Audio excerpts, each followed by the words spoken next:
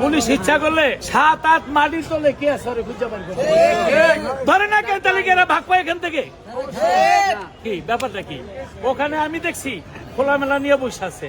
এখন পুলিশ পারে নাকি? পুলিশের উপরে কোনো গুন্ডা আছে?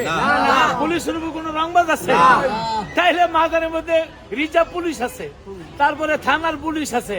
আমি চাই ওদেরকে গ্রেফতার করা হোক এবং সাক্ষী লাগলে আমি দিব, আমরা যারা দেখছি দিব, ওরা যাতে ছাড়া না পায়। কিন্তু ওই 2-4 জনের জন্য মাজারের পবিত্রতা যেন নষ্ট না হয়, বিভিন্ন জায়গা থেকে জিয়ারত করতে আসে তাদের জন্য কষ্ট না হয়। কথা ঠিক আছে? পুলিশ আছে, র্যাব আছে, বড় বড় গুন্ডা ধরে আলায়, বড় বড় রংবাজ ধরে আলায়, 1000 কোটি টাকার 2 নম্বরে করছে হেগিলি ধরে আলায়। আর যে গাঞ্জা বিক্রি করে, যে গাঞ্জা খায়, ওর কি আছে ব্যাকগ্রাউন্ড, ওরে ধরে না কেন? অবশ্যই এখান থেকে 200 পায়, না পেলে তারা ধরে না কেন? এটা আমার প্রশ্ন করেন।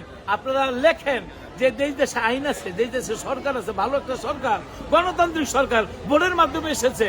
হ্যাঁ, সেই সরকার থাকতে এই দেশের মধ্যে আইন সাধারণ একটা লোকে তুলে নেবে কেন?